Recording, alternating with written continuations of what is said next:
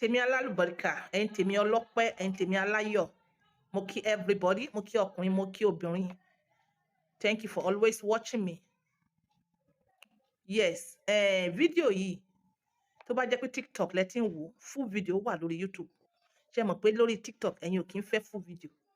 Short video lẹ máa ń fẹ́. Ó dẹ̀ necessary ká explain. So ìwọ tí o bá feel pé o like video yẹn, you understand? Lọ wo full video lórí YouTube. Please subscribe, like and comment. God bless you. Tẹ́ bá dé YouTube. Tó bá dẹ̀ jẹ́ pé YouTube lẹ ti ń wò, alhamdulillah, like, comment. Thank you so much. Mo appreciate. Lórí TikTok, ẹ̀yin kan tẹ́ mọ́ ṣe spam liking. Tó bá ti spam like video mi, because you know the law lórí TikTok. Tó bá spam like video mi, èmi ò block yẹn náà fà. Èmi ò kí n láti block yẹn, but èmi ò kàn wò pé kí ló fa gbogbo too much of liking. Tó bá fẹ́ like too much of liking of my video, please lọ sórí YouTube, lọ like gbogbo video mi. Yes, lọ like gbogbo video mi. I have over 500 videos lórí YouTube. Lọ bá mi like ẹ̀. Àmọ́ lórí bíbí wọn ni mo fẹ́. I don't know why wọ́n ni mo fẹ́. Please. Okay, ẹ̀yin náà rí title. Àpẹẹrẹ mẹ́ta tí obìnrin gbádùn ìbálòpọ̀ ọkọ rẹ̀. Àpẹẹrẹ mẹ́ta fún ẹ̀yin tí ẹ understand the meaning kan tá à ń pè ní ìbálòpọ̀. Àpẹẹrẹ mẹ́ta pé obìnrin gbádùn ọkọ rẹ̀. You understand? Àpẹẹrẹ mẹ́ta. Àpẹẹrẹ yẹn màá classify under 3 categories: primary, secondary and tertiary. Primary yẹn ni immediate ìgbádùn. Secondary ó ní medium, then third ó ní feature. Yes, ayé ti da ayé ọ̀làjú. Time for pretense is over. Tí obìnrin bá ń gbádùn ọkọ rẹ̀, tó bá ń gbádùn ìbálòpọ̀ ọkọ rẹ̀, obìnrin máa ń juicy. Tí obìnrin bá ń pariwo yáàyù, ṣé ó ń juicy ṣá? Tí obìnrin bá ń pariwo yé, tó ń pariwo bí ẹni pé òun ṣiṣẹ́ bí ẹni pé ó ń dùn mọ́, tí kò juicy, pretense ni o. Mo fẹ́ kẹ́ mọ ìyàtọ̀ tó wà láàrin kíní yẹn, pretense ni. Obìnrin lè mọ juicy kó mọ ṣe yáàyà because ó ń hurry ẹ̀, ó fẹ́ kó lè ti dà kó dìde ni. Obìnrin kò dìgbà tóbìnrin bá pariwo kó tó di pé ó juicy. Wàhálà àwọn obìnrin mi wọ́n juicy wọ́n dẹ̀ pariwo. Tí obìnrin bá wá ń juicy tó bá tún ṣe tó ń fún ẹni ringing tone, yes, topest nìyẹn, ó ń gbádùn ẹ̀ nìyẹn, immediate nìyẹn. Kí wá ní àǹfààní immediate?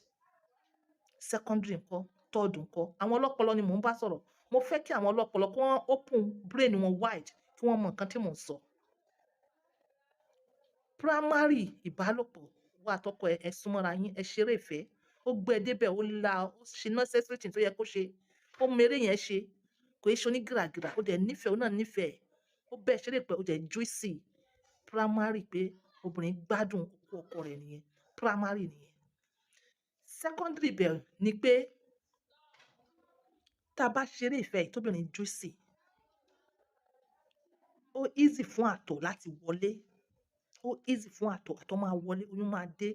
Secondary enjoyment nìyẹn. Secondary pé obìnrin gbádùn ọkọ rẹ̀ nìyẹn. Ẹ̀yin tèmi, before kẹ́ tó sọ kínní, yes, ambassador, counselor, ọkọ àti ìyàwó, abba practitioner, ọkọ àti ìyàwó, yes. So most of my videos mo base lórí ọkọ àti ìyàwó ní ẹjọ́. So kí oyún wá dé, obìnrin juicy, oyún wá dé. Juicy yẹn ó máa ń jẹ́ kí obìnrin, ó máa ń jẹ́ kí oyún travel easily. Just as a sọ nípa àtọ̀ ìrèké, yes, pé ó máa ń jẹ́ kí àtọ̀ kó travel náà easily. Nínú obìnrin náà tó bá ti dàtọ̀ rẹ̀, oyún náà máa lọ easily nítorí pé kí ni obìnrin ó wet, ó juicy. Ṣé wá rí pé gbogbo èèyàn tó ń wá oyún, Ọlọ́run ṣọmọ fún yín láyọ̀ àtàlàfíà. Don't give up. Tó bá wá di pé obìnrin ṣe àṣepọ̀, obìnrin tó ti ń juicy tẹ́lẹ̀, ó ṣe àṣepọ̀ dé àsìkò kan pẹ̀lú ọkọ rẹ̀ tí ò wá sóyún, wàláhì juicy yẹn ó dry, ó sálọ. Torí ọgbẹ́ ti wà nínú ọkàn nítorí àrọ́mọbí. Gbogbo ẹni tó ń retí ojú Ọlọ́run fún ọmọ, Ọlọ́run ṣọmọ fún yín láyọ̀ àtàlàfíà láìpẹ́ yìí. Tẹ́ bá tún wá dé stage yẹn tẹ́ rí pé ẹ fẹ́ juicy mọ́, please, you have to work it out. Torí pé kí ni juicy yẹn gan ó lè fa hindrance kí àtọmọ travel easily. I believe you understand me. So obìnrin tó wá di pé ó àtọkọ rẹ̀ wọ́n ṣe ìbálòpọ̀, ó juicy, oyún dé.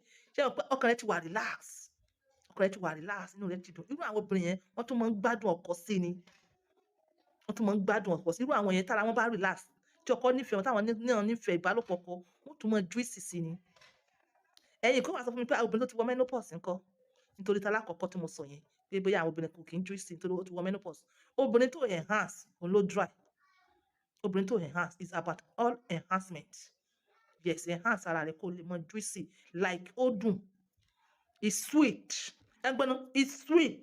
Kí obìnrin juicy ó dùn. Àpẹẹrẹ pé obìnrin gbádùn ìbálòpọ̀ nìyẹn. Ó gbádùn ọkọ ẹ̀. Gbogbo ẹni tó wá ń wóyún tó jẹ́ secondary ìgbádùn okó ọkọ òun ni pé kóyún dé, otherwise wàhálà ó ti pọ̀ jù, ìdààmú ó ti pọ̀ jù, ọgbẹ́ ọkàn ó ti pọ̀ jù. Lẹ́yìn secondary á wá lọ sí tertiary. Tertiary ni pé Ọlọ́run ti ṣoyún, Ọlọ́run ti sọmọ, kí wọ́n wá rí ọmọ yẹn tọ́jú. Bó bá ṣe ń lù tó ń dún, tó ń rí jẹ, tó ń rí mu, tó ń tọ́jú àwọn ọmọ, ṣé inú rẹ̀ ò kí ń dùn? Àwọn mọ̀mọ́ alálùbáríkà àtàwọn ìyá alálùbáríkà àtàwọn bàbá alálùbáríkà, ṣé inú yín ò kí ń dùn? Joy wo tún ló tún wá tó yẹn? Pé ọmọ tó enjoy, tó juicy alákọ̀ọ́kọ́, tó tún gbádùn ẹlẹ́ẹ̀kejì, tó wá Ọlọ́run wá fún ẹ ṣe lẹ́lẹ́ẹ̀kẹta, Ọlọ́run wá ràn ẹ́ lọ́wọ́, wá rán àwọn ọmọ yìí tọ́jú. Is it not enjoyment in your life? Pápánbárí enjoyment pa gbádùn okó, agbádùn gbogbo ìbálòpọ̀ ọkọ àti ìyàwó, agbádùn gbogbo ẹ̀ papọ̀ mọ́ra wọn, àtọkùnrin àtobìnrin. Òun ni pé kẹ́ wá tọ́jú àwọn ọmọ yẹn, káwọn ọmọ yẹn wá ní àlùbáríkà, kí wọ́n wá lu àlùyọ in turns, kán wá tọ́jú ìwọ náà. Ìwọ gangan ló gbádùn okó. Ìwọ gangan ló gbádùn òbò pàápàá. Torí pé kí ni? Ọlọ́run ṣàánú rẹ̀. Ó jẹ́ kí ìbálòpọ̀ tí ìwọ ṣe ó jẹ́ kó ládùn, ó wá ní àpẹẹrẹ. Àpẹẹrẹ mẹ́tẹ̀ẹ̀ta rẹ̀ complete nìyẹn. Ta ló sọ fún yín pé kò dá kéèyàn tọ́jú ọmọ? Ara enjoyment okó òbò nìyẹn. Ẹ tọ́jú ọmọ yín, káwọn ọmọ náà at the end of the day káwọn náà wá tọ́jú yín. Kò sí ìgbádùn tó tó o. Kò sí fulfilment mo gbádùn okó òbò tó tó yẹn. Kò sí. Kò sí. Mi ò lè wá para mi torí ọmọ kan, mo fẹ́ enjoy. Kán mọ̀ pa ẹ́ torí ọmọ kan. Kán mọ̀ jẹ́ kọ́mọ kan pa ẹ́. That is exaggeration. That is hyperbole. That is sarcasm. Irọ́ ni. Ìtọ́jú ọmọ rẹ ò lè pa ẹ́. Ìtọ́jú ọmọ rẹ ò lè pa ẹ́. Exaggeration ni. Nǹkan tí ayé bá fi advice yín tẹ́ lọ take wrongly. Nǹkan táyé sọ yín dà ni wọ́n fi bu yín o. You take this, ẹ wo sample may he so rest in peace, Mohbad. Ẹ wo story ẹ wo ẹ fi kọ́gbọ́n. Ẹ wo wọ́n kọ́kọ́ bú bàbá rẹ̀. Nígbà tá ayé wá realize the truth, wọ́n padà wá, wọ́n wá ń búyà. Wọ́n ní ìyá ò dúró tọmọ, kò tọ́jú ọmọ. Ìyá tó dúró tọmọ kò gbádùn okó. Ẹ wá wo bí ọ̀rọ̀ yẹn ṣe rìn lọ. Ẹ̀yin wá wo bàbá tó tọ́jú ọmọ. At the end of the day, wọ́n wá bẹ̀rẹ̀ sí ní praise bàbá yẹn. Àbí? But because kò sí joining of hands between husband and wife títí wọn yẹn, ó ṣe nǹkan, ó wà lára nǹkan tí ó tètè ṣekú pa Mohbad. Ó jẹ́ kí àwọn tó fẹ́ wọlé sí dára kán rí ibi wọlé sí dára dáadáa. Otherwise, tí ìrẹ́pọ̀ bá wà láàrin bàbá àti ìyá tó yé yín, wọn ò ní ráyè wọlé sọ́mọ yẹn lára bẹ́yẹn. Fún ìdí èyí, you may be going through a toxic marriage. Èmi ò ní ó ṣe dandan pé kẹ́ ẹ remain in that marriage. Ẹ kọ́kọ́ wò ó ṣe náà, ẹ wò ó ṣe o. All that glitters isn't good.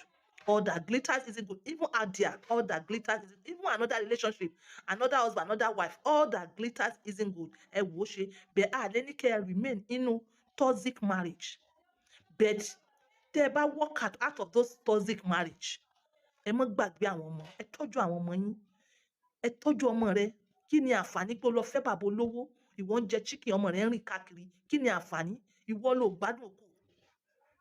Kí ni àǹfààní? Mi lè para mi o, màá enjoy ara mi. O ò tọ́jú àwọn ọmọ. Instead, o wá ń fi owó, o fi ń fẹ́ obìnrin káàkiri from year to year. Enjoyment yẹn dà. At the end of the day, if you are not careful, nǹkan tó sọ pé o mọ̀ ń jẹ yẹn, kó má wàá kó bẹ́ẹ̀.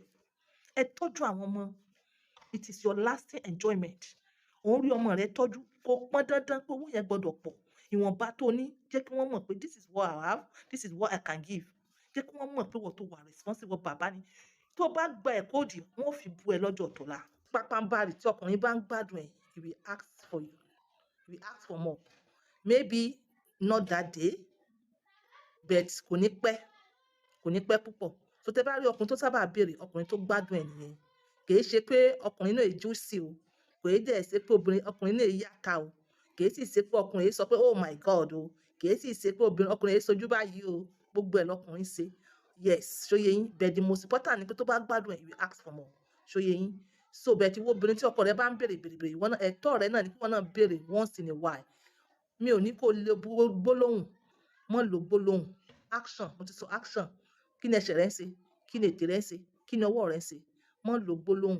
Tó bá ń lo gbólóhùn, ó máa ń put off ọkùnrin ni most of the time. You understand? So tí ọkùnrin nìkan bá ń béèrè, ó máa ń boring náà. Ẹ̀yin obìnrin náà máa fi style béèrè. Thank you. Sorry for that noise. Ẹ bá ń gbọ́ àárín ọjà láti ṣe fídíò. Meanwhile, mo ní máa recommend kinní kan fún èèyàn tí erection yẹn bá ń suffer. Tí o make sure pé ò ní jẹ̀dí, ò ní pile, ò ní sickness kankan, lọ wá àlùbọ́sà, 15 àlùbọ́sà. Àlùbọ́sà yẹn dà o, ó dà fún prostate o. Àwọn tó lo àlùbọ́sà fún prostate tí bí a ṣe recommend, lọ wo lórí YouTube, mo ti ṣe recommendation onions àti pawpaw leaf àti garlic fún prostate. Lọ wo àwọn tó ti lo onions yẹn fún prostate, ó ṣiṣẹ́ fún wọn dáadáa, wọ́n dẹ̀ tún ṣàlàyé oore tí wọ́n tún rí ń bẹ̀. Fún ìwọ tó bá kí ní good erection, tó dẹ̀ ní problem kankan, pile, jẹ̀dí, gbogbo ẹ̀ tó ní infection, tó ní gbogbo sickness tó ní, wá 15 onions. 15 onions yẹn tó bá bó gbára rẹ̀ tó fọ́, ṣá wẹ́lẹ́wẹ́lẹ́, tó bá ṣá wẹ́lẹ́wẹ́lẹ́, ta mi títí nísìnyí, fi sí, jẹ́ kó sè díẹ̀ so that kó fi soft, kó wá extract, kó wá tẹ̀, kó squeeze out juice inú rẹ̀. Quantity juice onions tó rí, òun náà ni quantity original honey tí wàá mix mọ́. Wàá wá pa gbogbo ẹ̀ pọ̀, wàá ro gbogbo ẹ̀ pọ̀, wàá wá gbé kaná díẹ̀, ṣóyẹ. Tó bá rí ginger powder díẹ̀, o lè fi sí. Yes, rọ síbì kan, síbí méjì, tablespoon méjì láàárọ̀, tablespoon méjì lálẹ́, méjì láàárọ̀, méjì lálẹ́. Ṣe yẹn fún 7 days. Kó wo nǹkan tó máa fún ẹ, good result tó máa fún ẹ. Yes, o lè extend ẹ o, depending on the good result tó bá rí. Yes, this is on point by 2. Yes, no, sorry, before kí n tó lọ, gbogbo ẹ̀yin tẹ́ bá ti ń suffer premature ejaculation, ẹ jọ̀ọ́, ẹ mójútó nǹkan tẹ́ ń jẹ, nítorí that is indirectly ń tọ́ka sí prostate problem. Yes, àwọn ojúgbé, àwọn science, wọ́n lè mọ́ gbélé jáde fún yín, orí ọ̀fẹ́ tèmi ni mo fún yín yẹn. Yes, tó ìwọ experience premature ejaculation tẹ́lẹ̀tẹ́lẹ̀, wá bẹ̀rẹ̀ sí ní experience ẹ̀ lemọ́ nísìn. Wo gbogbo nǹkan tó ń jẹ, so that o ní suffer prostate enlargement in the nearest future. That is my advice to you. And wherever tó bá ti ń experience bóyá ìtọ̀ rẹ ti ń ṣe ségesège due to prostate enlargement, ìrùkẹ̀rẹ̀ àgbàdo mọ̀ ṣe mu. This is on point by 2, using my words for others. Gbogbo recommendation tá a sọ lórí prostate, àwọn èèyàn tẹ̀síwájú, wọ́n ló dá ó ṣiṣẹ́.